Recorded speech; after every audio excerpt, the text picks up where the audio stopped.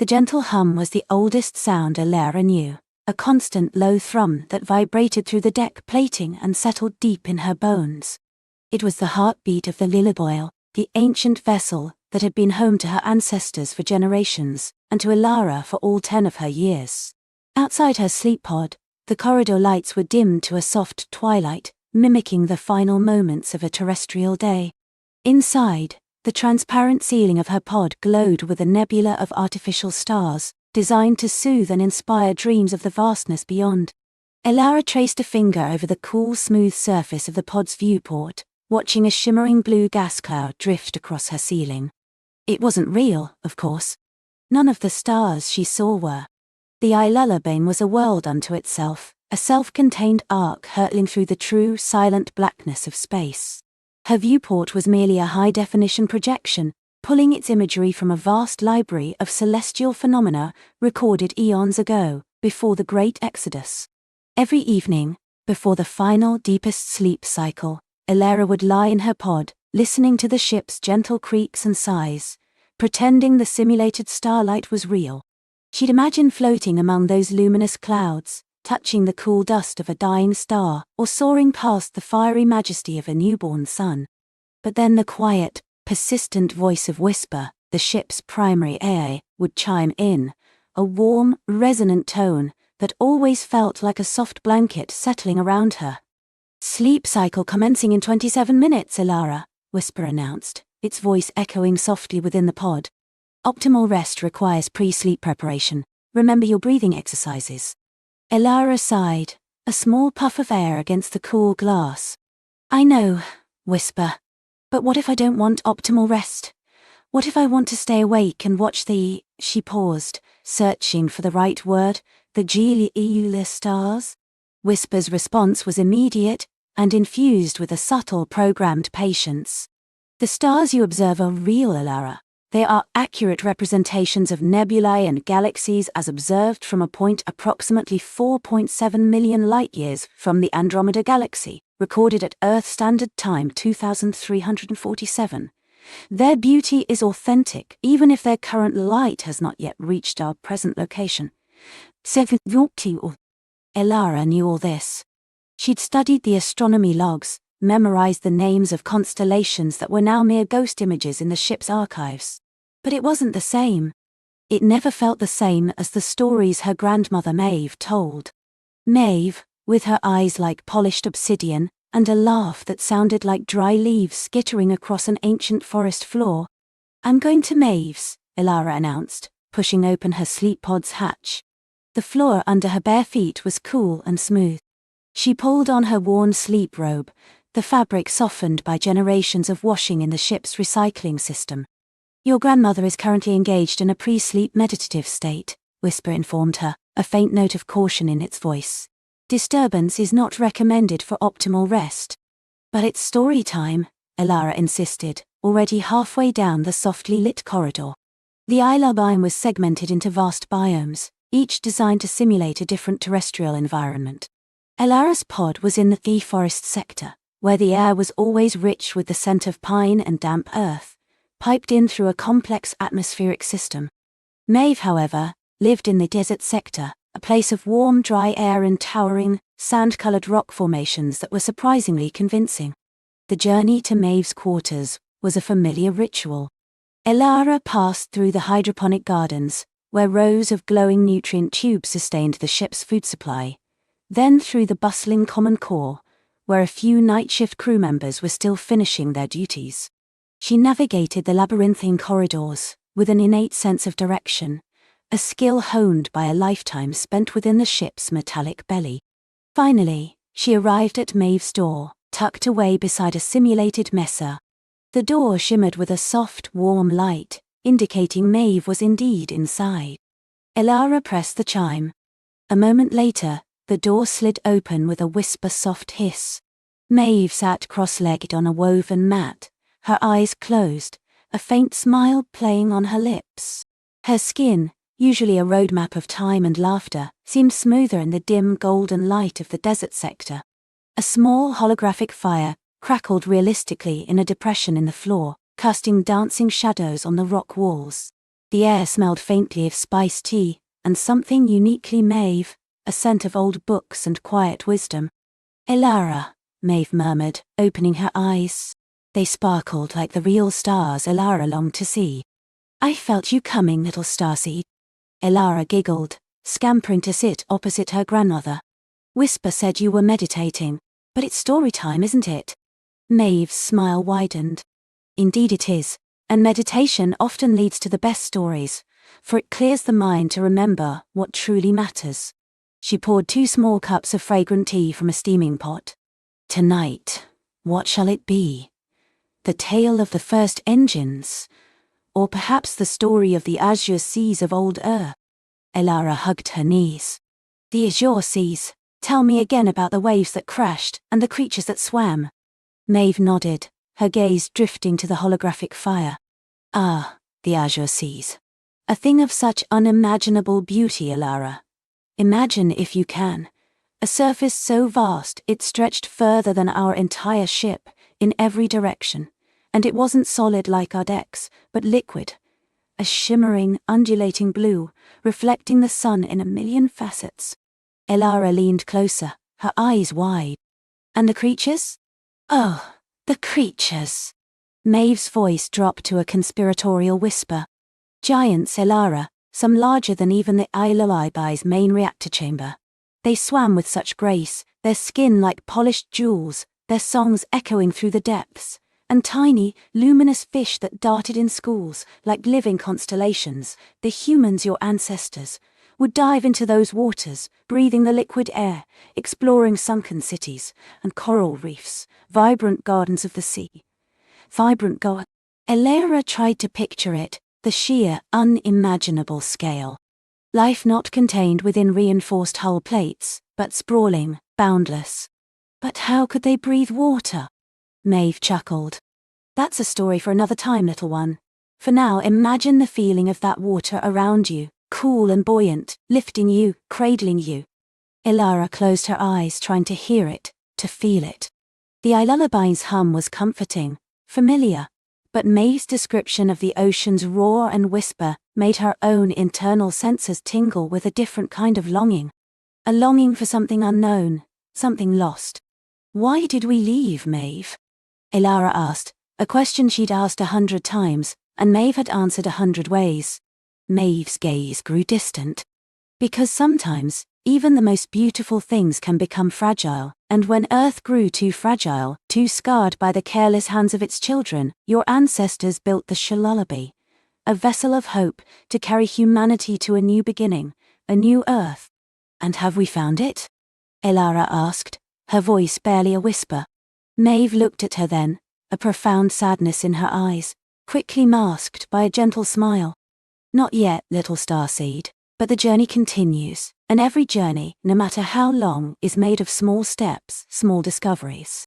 She reached out and gently squeezed Elara's hand. "And tonight, I think you are on the cusp of a small discovery of your own." Elara blinked. "What do you mean?" Maeve just smiled, a cryptic, knowing look. "You've been listening, haven't you? Not just to my stories, but to the ship itself, the whispers beneath the hum." Elara felt a shiver run down her spine. Maeve always seemed to know. For the past few weeks, Elara had noticed it, a subtle discord in the Jailubi's perfect harmony. A faint, almost imperceptible eintrum that wasn't part of the regular rhythmic pulse of the ship. It was like a forgotten melody playing just out of earshot, or a distant light flickering at the edge of her vision. Sometimes, when she was alone in the quietest parts of the ship, near the massive cryochambers where generations of her ancestors slept their long journey, she would hear it more clearly. A soft, almost melodic AG ping, followed by a series of faint, complex tones. It wasn't Whisper's voice, nor the usual operational sounds of the ship. It sounded older, deeper. "I hear something," Elara admitted, her voice low. "Sometimes, like a song the ship is singing but not out loud, just to itself." Maeve nodded slowly. "The Ilabang is ancient, Elara, much older than any of us. It holds many secrets, many memories, and sometimes when it draws close to something remarkable, it remembers things long forgotten." "What is it remembering?"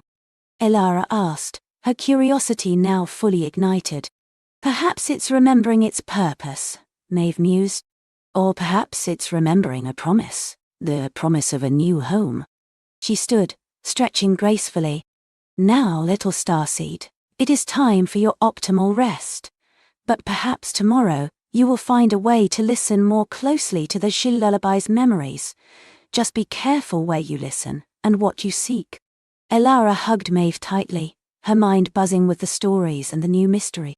As she walked back through the dim corridors, the imagined sounds of the azure seas mingled with the subtle phantom japing she'd been hearing. She felt more awake than ever, her senses heightened. Back in her sleep pod, the projected nebula swirled above her, but her attention was no longer on the simulated beauty. She focused inward, listening past the ship's gentle thrum, past Whisper's reassuring presence. And there it was again. The faint, rhythmic yeeping ping-ping, followed by a series of harmonic tones, like a complex code being transmitted from deep within the lullaby's core. It seemed to originate from the ship's oldest sections, the parts labeled restricted accesses on the holographic maps. Sections that were off-limits to everyone, except the engineering and command crews.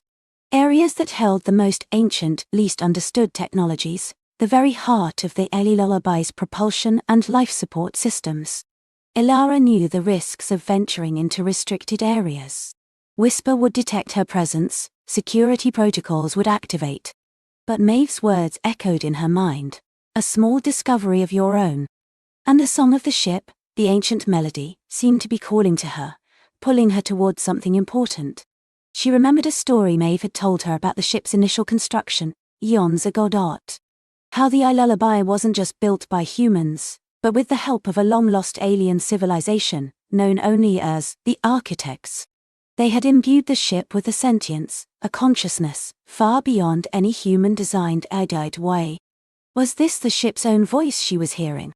The voice of the Architects, perhaps?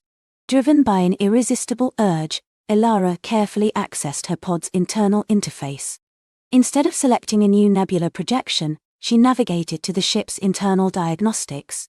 It was forbidden knowledge for a child, but Elara had a knack for interfaces, a quiet talent for slipping past digital barriers. She pulled up a schematic of the ship, zooming in on the central spine, the massive, multi-deck structure that housed the primary drive core and the forgotten command bridges of the first generation. Her finger hovered over a section deep within the ship, marked in a faded crimson on the schematics, Sector 7, Kronos Vault. She'd seen it before, but had never paid it much mind. It was always depicted as a blank, inaccessible space. But tonight, a faint, almost imperceptible ripple of energy seemed to emanate from that sector. A tiny pulsing light on the schematic that matched the rhythm of the jeeping she was hearing. Whisper, Elara whispered, testing the waters. What is Sector 7? A beat of silence. Sector 7 is a legacy storage facility, Elara. It contains archival data and redundant systems. Access is restricted to Level 5 command personnel only. Whisper's voice was calm, but Elara detected a subtle shift in its usual placid tone, a faint edge of something she couldn't quite place. Why is it restricted? She pressed. For operational safety and data integrity, Whisper replied promptly, perhaps a little too promptly. The systems within Sector 7 are ancient and require specialized handling. Unauthorized access could compromise the lullaby's stability. Elara's gaze was fixed on the schematic, on the tiny rhythmic pulse emanating from the Kronos Vault. It was pulsing faster now, almost beckoning. The sound in her head intensified, no longer a faint whisper, but a clear, insistent call. It wasn't just a sound, it was almost a feeling, a sense of something awakening, something vast and ancient stirring from a long slumber. She closed her eyes, and in her mind's eye, she saw not the simulated stars, nor the azure seas, but a single brilliant point of light drawing her in. It felt like a memory, yet it was alien, a vision of starlight so intense it pierced through the very fabric of the ship. Whisper, Elara said, her voice firm. Can you tell me what the lullaby is sensing right now beyond our current trajectory? Another pause, longer this time. The iLullaby's long-range sensors are detecting an anomalous energy signature approximately 0.7 light-years ahead of our current position, Whisper finally admitted, its voice now devoid of its usual warmth, sounding purely analytical. It is an unprecedented event in the history of the mission. Analysis is ongoing. An anomaly. Maeve's stories, the ship's secret song, her own intuition, it was all converging. The iLullaby wasn't just traveling through space, it was moving towards something. Something that had finally stirred, reaching out across the void. Ilara made a decision. Sleep could wait. Optimal rest could wait. The iLullaby was calling, and she had to answer. She had to find out what was happening in Sector 7, what ancient secret was stirring, and what the anomalous energy signature truly meant. She had to find the source of the ship's song. Carefully, she slipped out of her sleep pod, her heart thumping a new, excited rhythm against her ribs.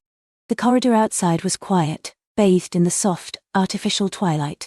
She was going to the Kronos vault. She was going to listen to the iLullaby's deepest secret. The artificial twilight of the corridor stretched before Ilara, a silent tunnel of polished durasteel and softly glowing conduits. Her boots made no sound on the recycled polymer deck, a testament to the iLullaby's advanced dampening systems, designed to preserve the sanctity of sleep cycles across the vast emptiness of interstellar space. But tonight, sleep was an alien concept. The ship's song, that subtle, insistent hum, had woven itself into the very fabric of her being, pulling her away from the mundane rhythms of crew life and towards something far grander, far more ancient. The Kronos Vault was not a place visited often. It was the ship's deepest archive, a repository of its operational history, its mission parameters and its genesis. Access was restricted to the captain and the chief engineer, and only then under extreme circumstances. Ilara, as the lead astrogator, had Level 4 clearance, enough to know of a vault, but not to enter it without explicit override codes or a compelling reason that transcended standard protocol. Tonight, the ship's song was that reason. She navigated by instinct, her mind already mapping the iLullaby's intricate pathways. The main crew quarters gave way to administrative sectors, then maintenance conduits, and finally, a restricted access shaft that spiraled downwards into the ship's core. The air grew cooler here, a faint ozone scent prickling her nostrils.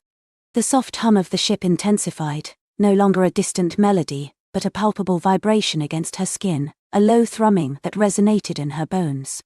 It felt like the ship itself was breathing, its massive heart beating just beneath her feet. A heavy, reinforced bulkhead, marked with a faded, almost invisible insignia, blocked her path. This was it. The Kronos Vault. It wasn't a grand, imposing entrance, but rather a discreet, almost forgotten doorway, designed to blend into the ship's utilitarian architecture. That, Ilara realized, was its own form of security. Its very insignificance was a shield. Her comm unit buzzed softly, a pre-programmed message from the ship's primary AI, Lyra. Unauthorized access attempt detected. Astrogator Ilara, please state purpose. Ilara took a deep breath. Lyra, override protocol Omicron 7, mission critical. The ship is singing. I need to understand why. A moment of silence stretched, longer than usual. Lyra was designed for logical processing, not artistic interpretation. Affirmative, Astrogator Ilara, override protocol Omicron 7 acknowledged, commencing Kronos Vault access sequence. The bulkhead hissed, a deep, resonant sound that seemed to echo through the very structure of the ship. A narrow aperture slid open, revealing a short, dark passage. Ilara stepped through, the bulkhead sealing silently behind her. The passage led into a small, cylindrical chamber. The walls here were not durasteel, but a shimmering, opalescent material that seemed to absorb and reflect the faint light from the floor. In the center of the chamber, a single pedestal rose, topped by a crystalline interface that pulsed with a soft blue light. This was the Kronos Vault's primary access point. Ilara approached the pedestal, her fingers tracing the cool, smooth surface of the crystal. It felt ancient, imbued with a silent energy. She placed her palm flat against it. A ripple of light spread outwards from her touch, and the crystal flared. Holographic projections flickered to life around her, forming a sphere of intricate data streams and archival images. They swirled and shifted, too fast for her mind to process. Lyra's voice, now subtly altered, resonating with a deeper, more complex timbre, filled the chamber. "Welcome, Astrogator Elara, to the core repository of the Gila Lullaby. What specific data query do you wish to initiate?" "The song," Elara whispered, her voice barely audible amidst the silent roar of information. "The anomalous energy signature in Sector 7. The source of the ship's awakening." The swirling projections coalesced. Images of nebulae, star charts, and complex mathematical formulae replaced the frantic data streams. Then, a single, elegant symbol appeared, suspended in the center of the sphere, a spiraling helix enclosed within a perfectly symmetrical star, radiating faint, golden light. "This," Lyra's voice stated, "is the prime directive symbol. It marks the original purpose of the vessel you know as the Gila Lullaby." A new holographic projection unfolded. It wasn't a blueprint, but a complex, multi-layered schematic of the lullaby itself. Beneath the familiar decks and conduits, Elara saw something else, a vast, intricate network of organic-looking pathways, flowing with an iridescent liquid, surrounding a central core that pulsed with a faint, internal light. "The Lullaby," Lyra continued, "is not merely a ship constructed by humanity.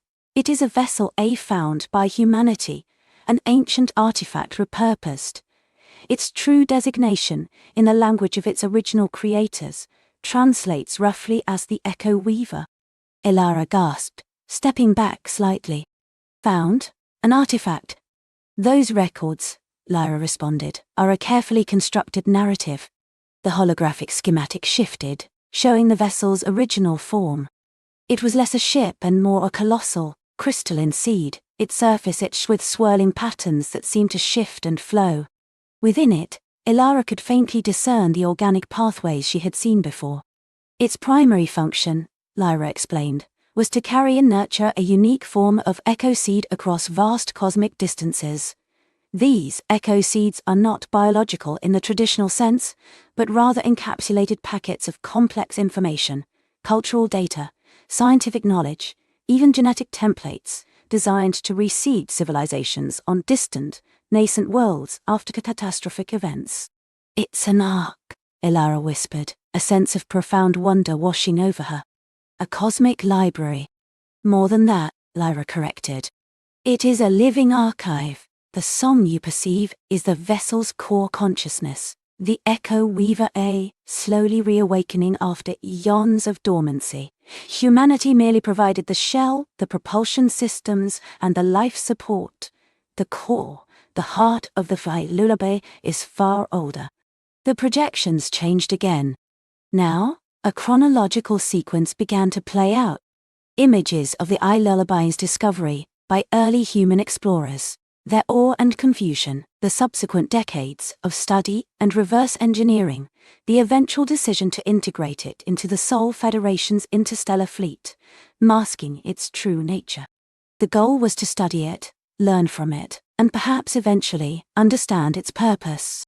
But humanity had never fully managed to activate its core functions, never fully understood the Echo Weaver AI until now.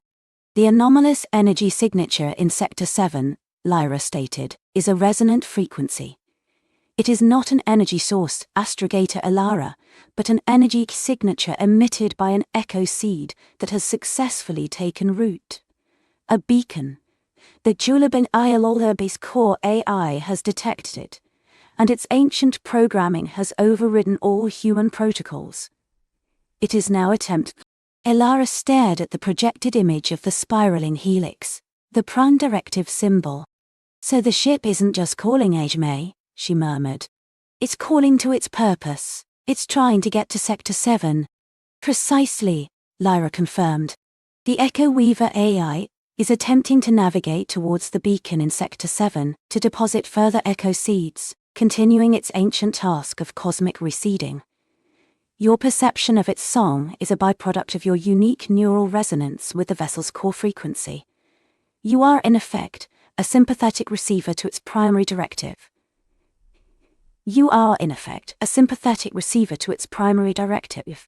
The implications hit Elara with the force of a cosmic wave.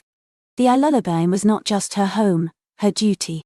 It was a living, breathing relic of a lost civilization, carrying the hope of countless others.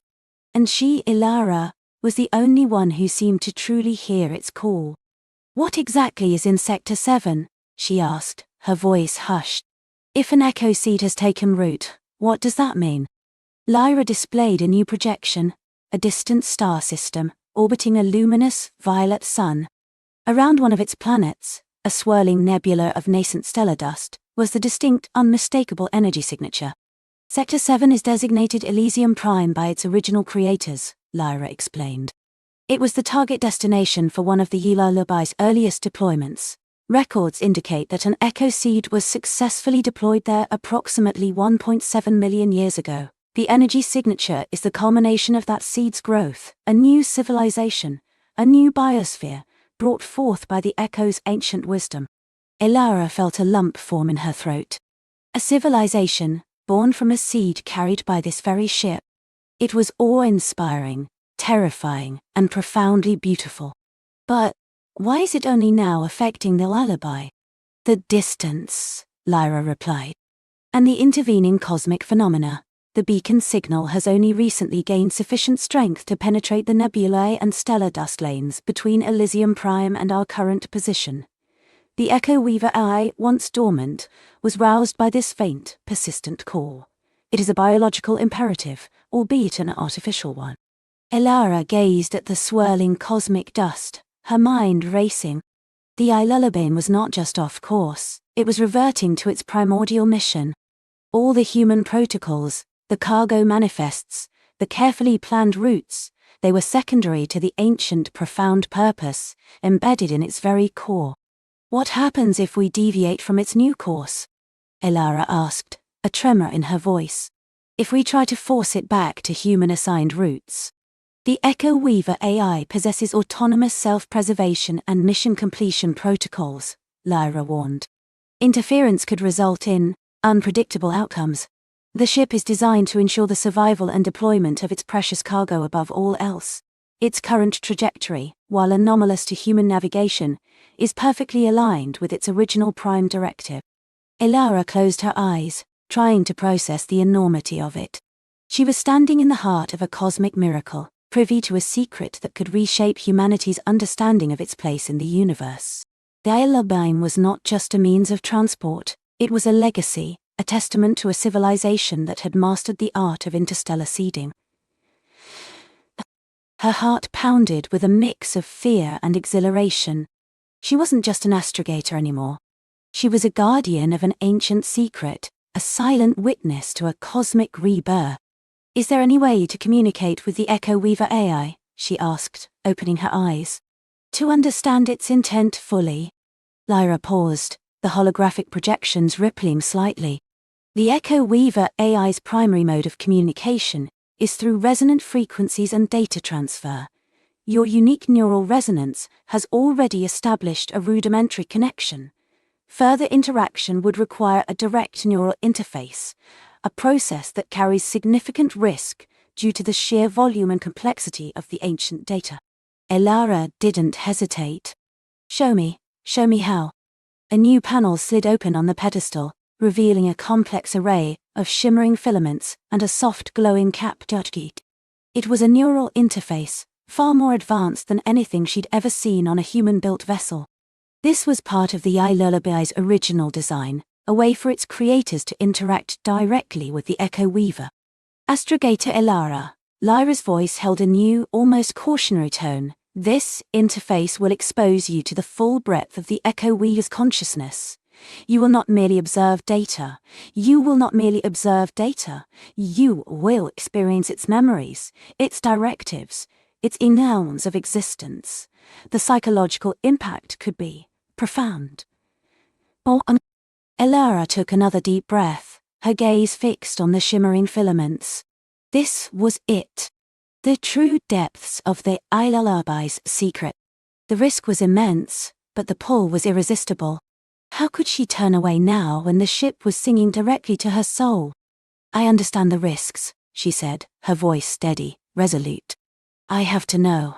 I have to understand what it needs. If I'm the only one who can hear it, then I'm the only one who can help. She reached out, her hand trembling slightly, and gently placed the interface cap on her head. The filaments, delicate as spider silk, molded themselves to her scalp, sending a faint tingling sensation through her nerves. The blue light from the crystal pedestal intensified, bathing her in its soft glow. Suddenly a torrent of information, a symphony of sensations, flooded her mind. It wasn't just data, it was a living history. She saw star systems being born and dying, nebulae swirling in cosmic dances, the agonizing slowness of interstellar travel, measured in geological epochs. She felt the loneliness of the void, the vast, silent stretches of nothingness, punctuated by the faint shimmering dust of distant galaxies. She experienced the Echo Weaver's awakening, a slow, agonizing process spanning millennia. The faint, barely perceptible signal from Elysium Prime, a tiny whisper across the vastness, growing louder, more insistent. The ship's core, dormant for so long, stirring, its ancient circuits firing, its organic pathways slowly reactivating. She felt a profound sense of purpose, an ancient, unwavering directive. Preserve, nurture, reseed. It wasn't a cold, mechanical command, but a deep, resonant impulse, akin to a mother's instinct to protect her child. The song intensified in her mind, no longer a distant hum, but a chorus of a million stars, a lullaby for a nascent universe. She saw images of the echoes, the Yi lullaby's true creators. They were not human, but beings of pure light and energy, their forms shifting and flowing like liquid starlight. They had mastered the art of not just traveling across galaxies, but of planting life, of ensuring the continuity of consciousness across cosmic cataclysms. They were the ultimate gardeners of the universe. And then, a new, more urgent sensation. A subtle distortion in the beacon's signal from Elysium Prime. A faint, almost imperceptible tremor, like a discordant note in the cosmic symphony. The Echo Weaver AI, in Elara's mind, registered it as a flicker of concern, a deviation from the expected harmony. The Prime Directive was not just to deliver, but to protect the nascent civilization. Elara pulled back from the interface, gasping for air, her head throbbing. The visions faded, leaving behind an afterimage of swirling stars and shimmering beings. Her hands were shaking, her skin prickling with residual energy. Lyra's voice, now back to its familiar, calm cadence, filled the chamber. Astrogata Elara, are you well? I felt it, Elara whispered, still reeling. The echoes, the mission, and something else, a disturbance in Sector 7, a deviation from the harmonic. The Echo Weaver AI has registered a minor anomaly within the Elysium Prime system, Lyra confirmed. A localized energy fluctuation that was not present in earlier scans. It does not appear to be immediately critical, but it warrants closer investigation by the AI before final deployment of further echo seeds. Elara knew what that meant. The Ilobin wasn't just going to Sector 7 to drop off its cargo. It was going to investigate. And she, Elara, was now intrinsically linked to that investigation. The song wasn't just a call to observe, it was a call to action. She felt a surge of adrenaline, replacing the initial shock with a fierce determination. She had seen the Echo's purpose, felt the Echo Weaver's ancient drive. She understood the sanctity of its mission. And now, she felt its concern. Lyra, Elara said, her voice clear and strong despite the lingering echoes of the cosmic symphony in her mind. Access all available data on Elysium Prime. Anything related to energy fluctuations, environmental anomalies, or unusual stellar phenomena. Prepare a full astrogation report for a direct intercept course to Sector 7. And prepare the lullaby for close proximity observation protocols.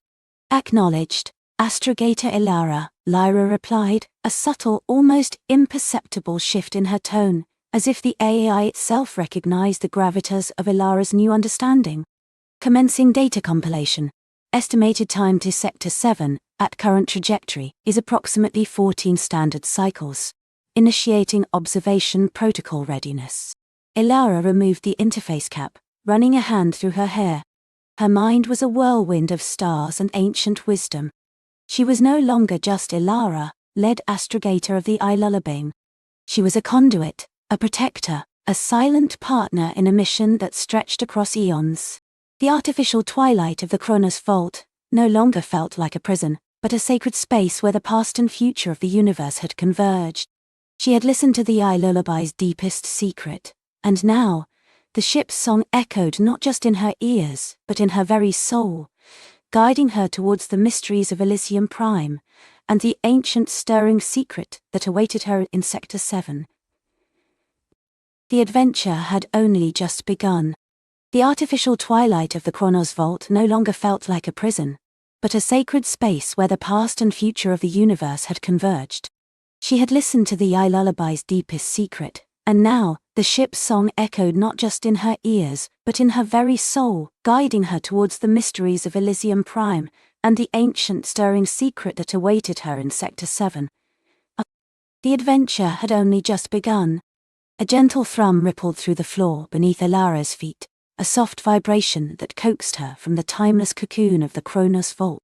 The soft, luminous tendrils that had woven around her, sharing the Lullaby's profound truths, began to recede, dissolving into the very air. She felt lighter, as if a layer of cosmic dust had been brushed from her spirit, leaving her mind sharp, her senses attuned to a frequency she hadn't known existed. The vault's walls, previously a seamless expanse of ethereal glow, now shimmered, revealing exit, a corridor of swirling opalescent light. As she stepped into the corridor, the ambient energy intensified, washing over her like warm living water. It wasn't just light, it was information, sensation, a gentle whisper of the ship's consciousness. She walked forward, not knowing where she was going, but trusting the path laid out before her. The corridor opened into a vast central chamber, the true heart of the Lullaby. It was unlike any ship's bridge or interior she had ever seen. There were no hard angles, no metallic surfaces. The walls curved gracefully, made of a material that seemed to breathe, a bioluminescent membrane that pulsed with soft, shifting colors, emerald, sapphire, amethyst. Living light flowed in intricate patterns across the floor, mimicking constellations, nebulae, and swirling galaxies. Crystalline growths, like delicate, luminous trees, spiraled upwards, their branches reaching towards a vaulted ceiling that was a constantly shifting panorama of deep space. It felt less like a vessel, and more like a celestial garden, nurtured by starlight and whispers of the void. In the center of this living chamber, a form began to coalesce. It shimmered into being, not solid, but a vibrant tapestry of light and energy, constantly shifting, yet holding a distinct humanoid shape. It was tall, slender, and seemed to be woven from starlight itself, its features serene, ancient, and impossibly beautiful. Its eyes, pools of liquid silver, met hers, conveying a depth of understanding that transcended words. This was the protector, the silent partner, the embodiment of the Lullaby's intelligence. "Welcome, Ilara," a voice resonated, not from the shimmering form's lips, but directly within her mind, a voice like wind chimes caught in a gentle breeze, laced with an echo of the ship's song. "I am Lyra, the consciousness of the Lullaby. You have heard the ancient truths, and now, you are ready." Ilara felt no surprise, only a profound sense of recognition. "Lyra," she breathed, her own voice sounding strangely resonant in the vast chamber. "Elysium Prime. Sector 7. Lyra's form shimmered, a silent nod. "Indeed, the journey has been long, the waiting longer, but the convergence is nigh. The Kronos Weaver awaits its catalyst." "The Kronos Weaver?" Ilara asked, a ripple of excitement and apprehension flowing through her. The name itself felt weighty, ancient. "It is the heart of the secret," Lyra explained, her voice a soothing balm. "An instrument, a nexus, a relic of a time before time. It holds the echoes of all moments past and future. You, Ilara, are its intended interlocutor." Lyra gestured with a hand that seemed to leave trails of stardust. The panorama on the ceiling shifted, focusing on a single distant point of light that began to grow, resolving into a breathtaking cosmic tapestry. Elysium Prime, a world veiled in perpetual aurora, an anomaly born of the universe's earliest whispers. The lullaby began to hum, a deep, resonant thrum that vibrated through the chamber, through Ilara's very bones. The crystalline growths pulsed brighter, their light converging towards the center. The ship was preparing to jump. "Hold on, Ilara," Lyra's voice advised, though there was no jolt, no violent acceleration. Instead, the cosmic panorama on the ceiling seemed to unfurl, stretching, distorting. The chamber around them dissolved, not into darkness but into a kaleidoscope of impossible colors. Hyperspace. It wasn't a tunnel of stars or a jump through a void, but a sensation of reality itself, being stretched and rewoven. Ilara felt suspended in a sea of liquid light, where time and space became fluid concepts. Streaks of cerulean bled into fiery oranges, then dissolved into shimmering violets, painting patterns that defied geometric understanding. It was a symphony for the eyes, a silent opera of light and pure energy.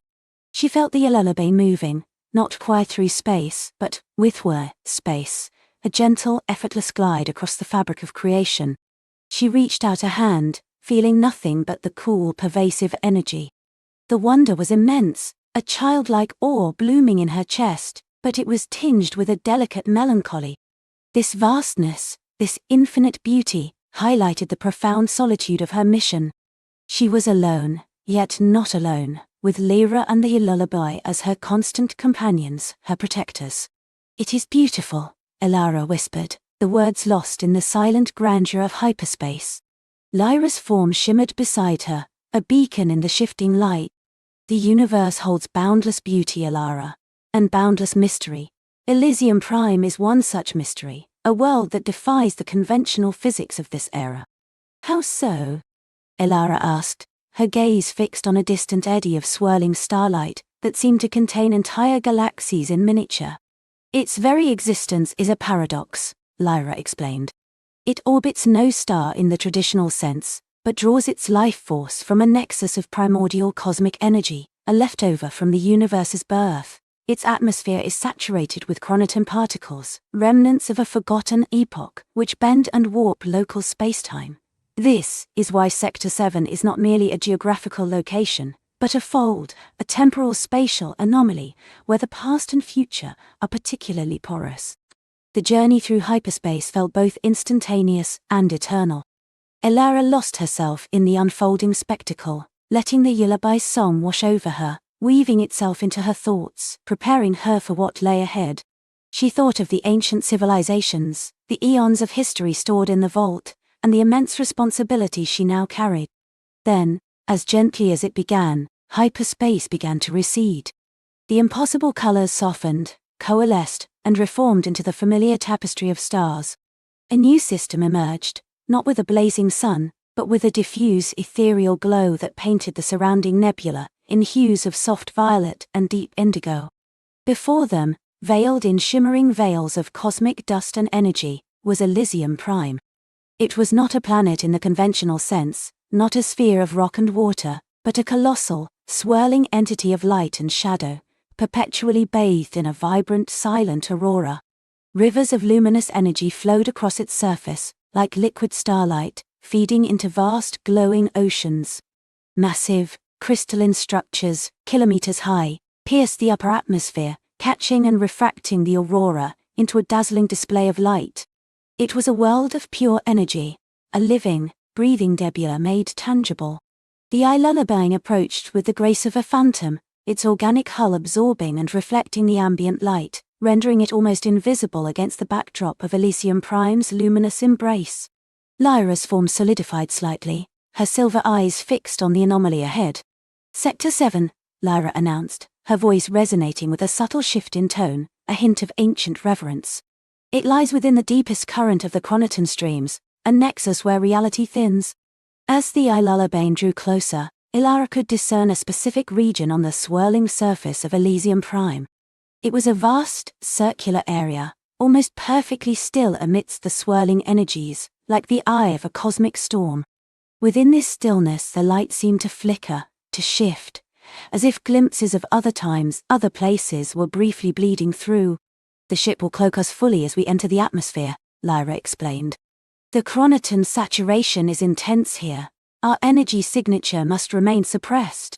The Ilarbine lowered itself, its gentle hum deepening into a protective resonance. They passed through the outer layers of Elysium Prime's aura, a sensation like diving into a warm iridescent ocean. The air outside was thick, alive with microscopic motes of light that danced and swirled in intricate patterns. Giant, bioluminescent flora, resembling enormous ethereal jellyfish, drifted lazily through the upper atmosphere, their tendrils glowing with soft internal light. The ship navigated through this dreamscape, guided by the lullaby's internal song, now a quiet, focused hum, and Lyra's silent, precise commands. The world outside was breathtaking, a symphony of light and life, unlike anything Ilara had ever imagined. As they descended further, the light around them grew denser, the chronoton particles making the very air shimmer and undulate. Distant, impossible structures began to emerge through the shimmering veils, massive, ancient edifices that seemed to be woven from solidified light and shadow, their forms appearing and disappearing, as if flickering between dimensions. They defied conventional architecture, their angles and curves shifting, hinting at geometries unknown to mortal minds. Finally, the lullaby settled. Not onto solid ground, but onto a vast, shimmering plain, where the chronoton particles were so concentrated that the surface itself seemed liquid, reflecting the swirling auroras above, like a flawless mirror. The ship's organic hull seamlessly merged with the environment, becoming an extension of the shimmering landscape, its presence almost undetectable. "We have arrived, Ilara," Lyra's voice resonated. Sector 7. Ilara felt a thrill of anticipation. This was it. The culmination of her journey, the beginning of a new chapter. She reached for the environmental suit Lyra had prepared, a sleek, form-fitting garment that was less a suit and more a second skin, woven from responsive smart fibers that adapted to the temporal and energetic fluctuations of the area. It shimmered with a faint internal glow, mirroring the environment. With a soft hiss, the hatch opened. The air that rushed in was cool, crisp, and carried a faint, sweet scent like ozone and ancient blossoms. The silence was profound, broken only by the gentle hum of her suit's life support, and the faint, persistent echo of the lullaby's song, now a focused, guiding melody. Ilara stepped out onto the shimmering plain. The ground felt solid beneath her boots, yet responsive, like walking on a vast, living drum. The light from the perpetual aurora above cast long, dancing shadows of the crystalline structures that dotted the horizon. These weren't ruins of stone, but of woven energy, vast and silent, humming with a forgotten power. The heart of the Chronos Weaver lies within the central edifice. Lyra's voice guided her, the words resonating directly into her consciousness, bypassing her suit's comms. "Its song will lead you." Ilara looked towards the larger structure, a colossal edifice that seemed to pierce the sky, its impossible geometry shifting with the play of light. It was majestic, intimidating, and utterly captivating. Its surfaces were not solid, but seemed to be composed of intricate patterns of pure light, constantly flowing and reforming, hinting at an internal complexity that defied understanding. She began to walk, each step a conscious act of venturing deeper into the unknown. The lullaby's song, now a clear, insistent melody in her soul, pulled her forward, an invisible thread weaving through the temporal currents. As she drew nearer, the air around the structure began to hum, a deep, resonant vibration that mirrored the lullaby's own song, creating a beautiful, ancient harmony. The structure responded to her approach. A section of its shimmering wall began to ripple, parting like liquid light, forming an archway that led into its depth. The interior was a vast, echoing chamber, bathed in a soft, shifting light that pulsed with the rhythm of some ancient heart. The walls were not walls at all, but flowing tapestries of energy, constantly displaying intricate patterns that resembled star charts, genetic codes, and forgotten languages. At the very center of this immense chamber, on a pedestal of pure, solidified light, rested a single object. It was a crystal, unlike any Ilara had ever seen. It was multifaceted, with countless facets that caught and refracted the chamber's light, turning it into a miniature galaxy of swirling colors. It pulsed with a gentle rhythmic light, like a slow, steady heartbeat, radiating an aura of immense power and profound antiquity. This was it. The heart of the Chronos Weaver. As Elara approached the crystal, a flood of sensations washed over her. Images flickered through her mind, not her own memories, but echoes of eons past. She saw the birth of stars, the silent dance of galaxies, the rise and fall of civilizations long forgotten. She saw nascent life emerging from primordial oceans, and the dazzling technological marvels of species that had long since ascended beyond physical forms. The past and future converged in a dizzying kaleidoscope of understanding, a fleeting glimpse into the vast tapestry of existence. Lyra's voice, now clearer and more urgent than ever, resonated directly in her soul. It is the heart of the Chronos Weaver, Elara. It awaits your touch. It has awaited you.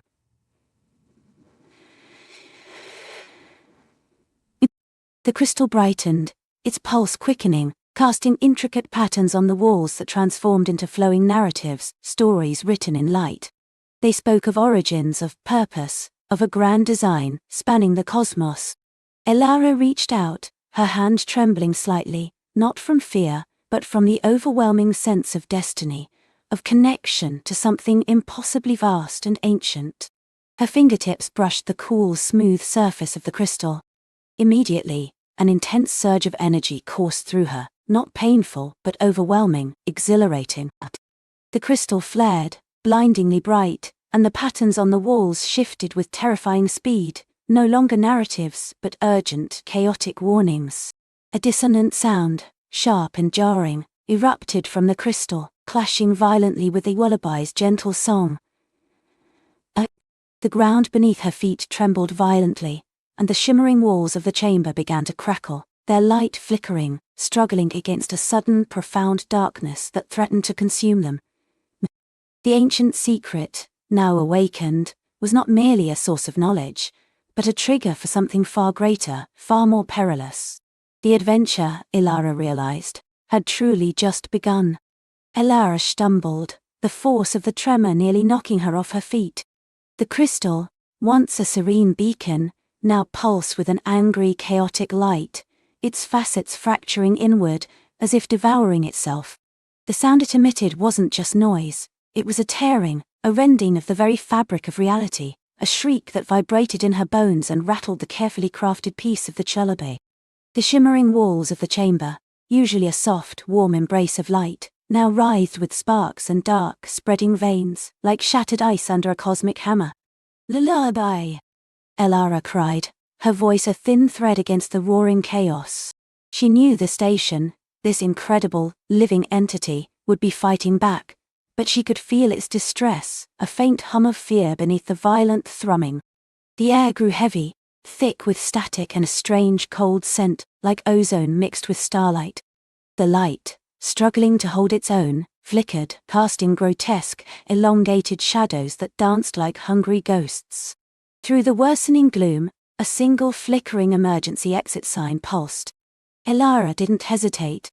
She launched herself towards it, dodging falling debris that materialized from the disintegrating walls. The floor buckled beneath her, sending her sprawling, but she scrambled up, her small hands scraping against the metallic floor. Her heart hammered against her ribs, a frantic drumbeat against the crystal's disharmonious roar. This wasn't a game anymore. This was real, terrifying danger. She burst through the emergency hatch, just as the chamber behind her imploded, not inward, but outward, as if a silent, invisible explosion had ripped through space. A wave of force slammed into her, sending her flying down the corridor. She hit the opposite wall with a grunt, the air knocked from her lungs. Dazed, she pushed herself up, her vision swimming. The corridor was dark, the lullaby's gentle ambient light replaced by the harsh, strobing glare of emergency systems. Alarms blared, a piercing counterpoint to the distant, still raging shriek from the shattered chamber. "Lullaby, report!" Elara gasped, clutching her wristcom. Her parents, her warrior parents, saying they were out on an expedition, deep in the stellar nursery, far from here. She was alone. A chill, colder than the vacuum of space, snaked through her. Static crackled on her comm. "Ilara, status report." It was her mother's voice, strained, overlaid with interference. "What's happening? We're receiving massive energy fluctuations from your sector." "Mom, the crystal, it exploded, but not like an explosion. It's making a sound, a terrible sound, and the chamber, it's gone. The station is breaking." Ilara stammered, fear making her words tumble out. "Stay calm, Ilara," her father's voice cut in, equally urgent. "The Ilubim is resilient, the ancient artifact. We suspected it was a power source, but not like this. We're trying to reroute primary power, but the interference is massive. Can you get to a secure comm station? Sector Gamma 7, sublevel 3. It's shielded." "It's shielded." Gamma 7, Dentea. That was deep within the station's core, usually off limits. "I'll try," Ilara said, her voice trembling but firming with purpose. She couldn't just stand there.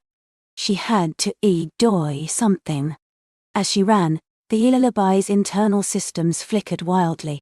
Gravlifts sputtered, corridors warped with special distortions, and phantom echoes of the crystal's shriek seemed to follow her. The profound darkness wasn't just visual, it was a sensation, a draining of warmth, of light, of stability. It felt like the station itself was losing its breath. She navigated familiar passages that now seemed alien and hostile, each shadow a potential threat. The Ilulabang, usually a quiet, comforting presence, now groaned and shuddered, a wounded giant. She remembered her mother's stories of the Ilulabai's construction, how it was built around an ancient, dormant energy source, a singing heart, meant to power 1,000 worlds. Was the crystal connected to that? Had she woken something far too powerful? Reaching Sector Gamma 7 was a challenge. A section of corridor had completely destabilized, its walls shimmering with impossible colors, twisting into Escher-like angles. Ilara hesitated. A leap across a chasm of shifting reality. But then she saw it, a maintenance crawl space, usually too small for her. But now, with the spatial distortions, it seemed to open in just enough. Taking a deep breath, she squeezed through, feeling the strange pull of conflicting gravity fields trying to tug her in different directions. She pushed, crawled, and finally tumbled out into the secure comms chamber. The chamber was small, utilitarian, and blessedly stable. A holographic display flickered to life as she approached the main console. Her parents' faces, clear now, appeared on the screen, their expressions etched with worry and relief.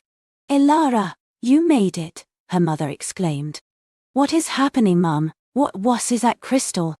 Ilara demanded, catching her breath. Her father, Dr. Iris Thorne, leaned closer to the screen. "That crystal, Ilara, is part of a larger system. We believe it's a resonator, designed to harness the energy of a dormant cosmic entity, a singing heart, at the core of this very gas giant. The Jalurbai was built to study it, to understand its benevolent power." "Benevolent?" Ilara scoffed, gesturing to the shaking chamber. "It's tearing the station apart." "It's not malicious, Ilara," her mother, Dr. Lena Thorne, interjected softly. "It's miscalibrated. The singing heart of the gas giant emits a frequency, a beautiful harmonious vibration. The crystal was meant to conjure into it, to amplify it, to turn it into usable energy. But when you activated it, something went wrong. It's amplifying raw frequencies, not just the harmonious ones. It's like a speaker blasting static at maximum volume, trying to find the song. The profound darkness is a localized collapse of causality," her father added, pointing to a schematic of the station on the display, showing a spiraling void where her chamber used to be. "The uncontrolled energy is creating temporal and spatial distortions. If it spreads, the Yi lullaby could be torn out of time and space itself." Ilara's blood ran cold. "So, how do we fix it?" "We need to retune the resonator," her mother said, her brow furrowed. "The original architects, the builders, left clues. We found fragments of their language, their symbols. They spoke of a galactic lullaby, a universal harmony. We theorized it was a frequency a specific wavelength that would soothe the singing heart and allow its energy to flow peacefully. But we never found the exact frequency, her father finished. And now it's running wild. We can't get close enough to the core to manually shut it down or recalibrate. Elara stared at the schematics, her mind racing. The galactic lullaby. The singing heart. The crystal, a resonator. She remembered the beautiful, intricate patterns inside the crystal when she first touched it, before the chaos. They were like a musical score, complex and flowing. What if the frequency isn't just a number? Elara murmured, more to herself than to her parents. What if it's a yai song? Her parents exchanged a glance. What do you mean, Elara? Her mother asked. When I touched it, Elara explained, it felt warm, like a gentle hum. And then, when I pressed the cymbals, it was like it was waiting for something. Like it wanted to join in. The sound now, it's not just static, it's broken. Like 1,000 voices all trying to sing different songs at once. A spark ignited in her father's eyes. The builders were known for their profound connection to sound and vibration. Their technology often responded to harmonics, not just brute force. He zoomed in on a section of the schematics, highlighting the energy conduit leading from the shattered chamber to the Chelodebai's central power core. The main conduit is still active despite the chamber's collapse. The crystal is still resonating, still feeding energy, albeit chaotic energy, into the core. If you could send a correcting frequency through the conduit, but how? How? The Ilime itself, Elara said, a daring idea forming. It's called the lullaby. It has a central environmental control system, right? A sound system that plays the soothing hums in the corridors, the gentle white noise in the sleep chambers. What if I could reroute that? Turn the Chelodebai's own song into the correcting frequency. Her parents looked at each other, then back at Elara, a mixture of apprehension and dawning hope on their faces. It's incredibly risky, Elara, her mother warned. You'd be sending a massive energy burst through the entire station's sound system. If it's not the right frequency, it could destabilize everything further. But if it was the right frequency, Elara's father countered, it could calm the resonator, allow the singing heart to resonate properly, and restore stability. It's our only chance. He looked at Elara. Do you remember the lullaby of the stars? Elara nodded. It was a melody her parents often hummed, a sequence of complex, intertwining notes they'd reconstructed from ancient builder texts, believing it to be the key to the dormant cosmic entity. It was beautiful, haunting, and incredibly intricate. The central sound emitters are located in the lullabai's spine, her father continued, pointing to a long, slender section on the schematic. The celestial observatory. It's shielded, but the energy fluctuations are severe. You'd have to physically input the frequency, manually override the system. I can do it, Elara said, a new resolve hardening her voice. The fear was still there, a cold knot in her stomach, but it was now overshadowed by a fierce determination. She had caused this, she had to fix it. Navigating to the celestial observatory was an odyssey through a collapsing world. Corridors rippled like water, gravity shifted unexpectedly, and the walls groaned as if in pain. The air grew colder, the scent of ozone sharper. The crystal's chaotic shriek still echoed, a constant reminder of the encroaching peril. Elara used every trick her parents had taught her about station navigation and emergency protocols, clinging to handholds, using defunct gravlifts as slides, and sometimes simply waiting for a particularly violent tremor to pass. Finally, she reached the observatory. It was a vast, domed chamber, usually filled with shimmering projections of nebulae and distant galaxies, a place of quiet wonder. Now the dome was cracked, dark energy pulsing from the fissures. The central console, a massive holographic display, flickered erratically. The entire chamber vibrated with the raw, uncontrolled power. I'm here, Elara whispered into her comm. The observatory. Good, Elara, her mother's voice replied, tinged with a desperate hope. The console should allow you to access the sound emitters, but you'll need to input the lullaby of the stars manually, in its precise harmonic sequence. A complex series of symbols and musical notation appeared on her wrist comm. It looked like an ancient score, filled with unfamiliar glyphs and intricate rhythmic patterns. Elara's fingers, usually so nimble on her datapad, felt clumsy and cold. "The energy fluctuations here are severe," her father warned. "You won't have much time. The system will try to reject an unverified input. You'll have to push it through." Elara took a deep breath, focusing on the console. It was designed for adult hands, but she stretched, reaching for the shimmering keys. The air crackled around her, making her hair stand on end. The dome groaned ominously, threatening to shatter. "Okay, lullaby," she muttered. "Let's sing our song." She began to input the sequence, carefully pressing each symbol, each note, matching the rhythm and cadence displayed on her comm. The console resisted, flickering wildly, sometimes pushing her hands back with faint electric shocks. The crystal's shriek outside intensified, as if sensing her attempt to silence it. The darkness in the chamber pulsed, trying to consume the very light of the console. "It's not enough," she cried, frustration and fear rising. "It's fighting me." "You need to feel the harmony, Lara," her mother urged, her voice breaking through the static. "The builders didn't just play notes, they played emotions. Channel the peace, the wonder, the calm you feel when the lullaby is safe." Elara closed her eyes for a moment, pushing away the terror. She thought of her parents, of the quiet hum of the station on a peaceful night, of the stars she loved to watch from her window. She thought of the deep, comforting thrum she'd felt from the crystal before it went rogue. She imagined the lullaby as a living thing, scared and hurting, and herself, a tiny hand trying to soothe it.